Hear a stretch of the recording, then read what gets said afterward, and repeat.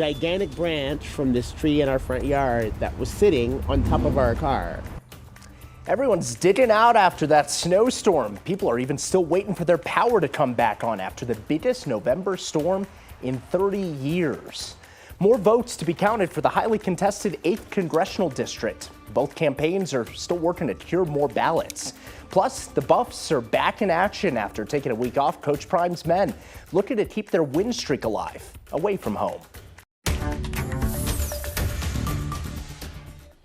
It was the worst November snowstorm in 30 years. Power is still out in some places as people across the metro area and Eastern Plains clean up broken trees and dig out from all that snow. Now the cleanup begins as everything begins to melt away. Good evening. Thanks so much for joining us this Saturday. I'm Mark Salinger. Tonight, there are thousands of people without power as crews work to get that heavy snow cleared off of branches.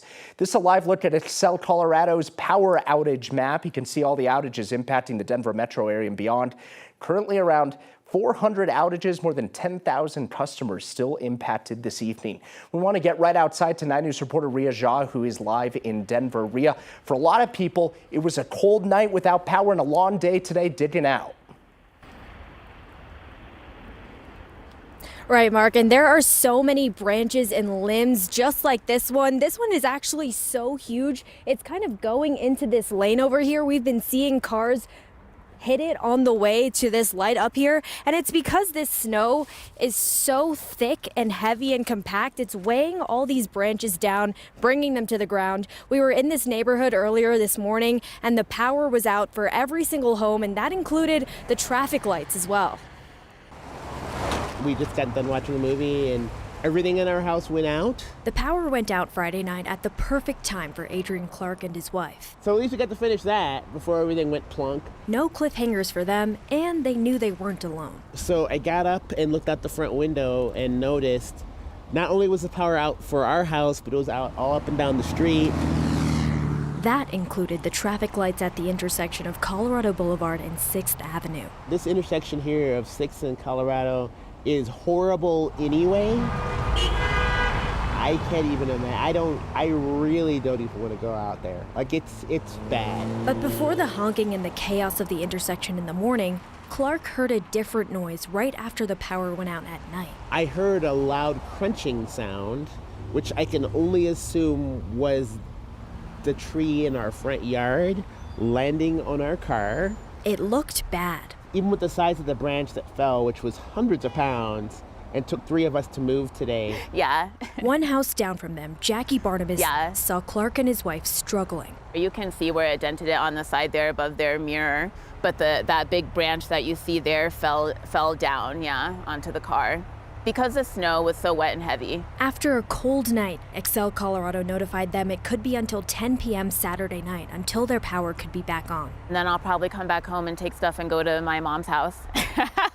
I know she has power, so I'm gonna go there and hang out with her. We have some friends in the neighborhood, so we'll probably try to do that and pull out all the blankets, and we're just gonna take it as it comes, I guess. Bundled up. Let's see, well, 1, 2, 3, it's only 4. It's not that bad. In 4 layers, Adrian went back inside ready to brave the cold ahead, but came back out a few minutes later. The lights just came on. We'll see how long it lasts. I'll take it for now. No cliffhangers here. You guys have a good one.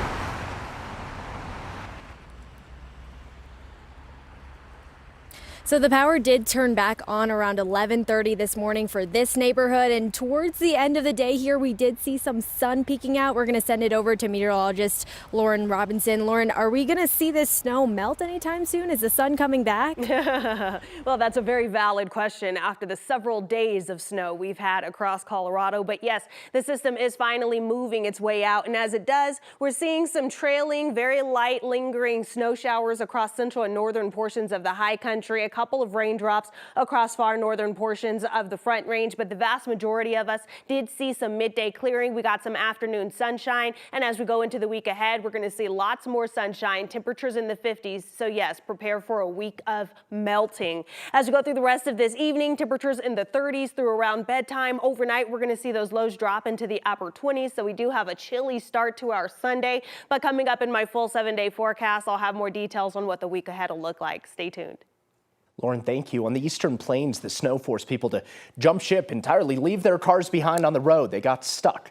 Colorado State Patrol troopers say that there were a lot of cars abandoned on the sides of roads out there. CSP says that's extremely dangerous, of course, during these conditions because of a lack of resources on those rural roads. There are longer stretches of road there that you're not going to be able to see something for quite a while. So being out on that road, especially in a winter storm such as this, where you're possibly going to be stranded, you want to make sure that you're safe. So by doing that, you may be jeopardizing yourself, your family. That's why they closed a lot of those roads. The Colorado Office of Emergency Management says they've recorded at least 22 search and rescue missions, with even more happening the rest of today. Taking a live look at road conditions outside. This is I-25 in Denver. Hey, it feels like things are getting back to normal. There was a warning to keep commercial vehicles off I-25 last night from Denver on south. It's all melting away now. Traffic looking back to normal. I-70 also finally back open again from Kansas all the way to Utah through the entire state of Colorado. Is the same story on I-25 southbound from Pueblo to the New Mexico state line. Both of those back open tonight. Remember, though, still slippery and wet out there. Please take it slow. You need to be ready for the winter. Winter is here, and even though, yay, it's going to be in the 60s from what I hear later on the week, it could turn real fast a few days from that. So you just have to be ready with the strange weather that comes with living in Colorado. The snow earlier this week played a role in a crash that killed a Golden police officer and injured another. We now know that Officer Bethany Grusing was injured when a suspected DUI driver crashed into her on Wednesday. Grusing sustained serious injuries, and her friend and colleague, Officer Evan Dunn, was killed. Grusing was Dunn's field officer, and they were working together on a training on Wednesday night. A suspected drunk driver hit them when they were responding to a different crash. Dunn, who died, was only 33 years old. He just graduated from the police academy in July. There's a growing memorial outside the Golden Police Department. They even put a tent over it for the snow. A fund has also been set up to help Officer Grusing as she recovers in her injuries. We've added a link to that on our website. Moving to politics this evening, we likely won't know the winner of Colorado's closest contested congressional race for several more days. Less than 2,000 votes currently separate Republican Gabe Evans and Democrat Yadira Caraveo in Colorado's 8th congressional district. The deadline to clear ballots flagged for signature verification and other issues is Wednesday of next week.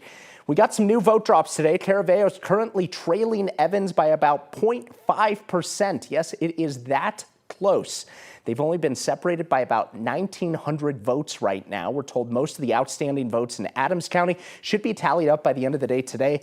The clerk there told me this morning that that'll leave somewhere between 4,000 and 5,000 ballots that need to be cleared in that county. They couldn't work yesterday because of all the snow.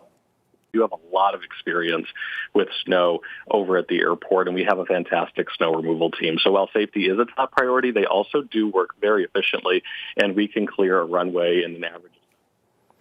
That was the wrong soundbite there. We'll get that for you changed coming up. Both campaigns are out right now trying to get ballots flagged for signature verification to be cured.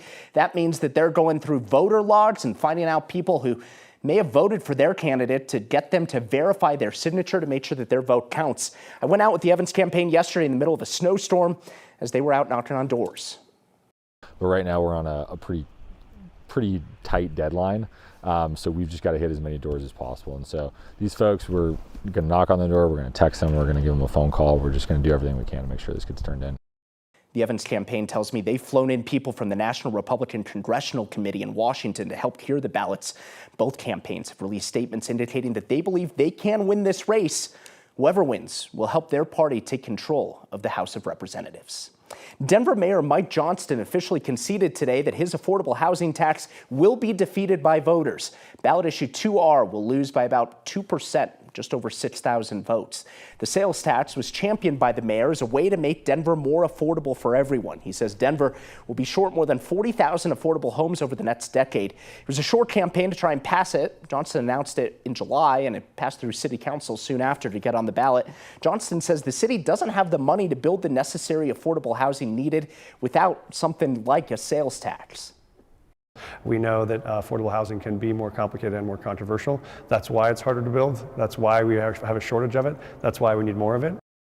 Johnson told me on Wednesday that nothing is off the table for how to pay for this affordable housing, including putting yet another tax on the ballot for voters in the future to decide on.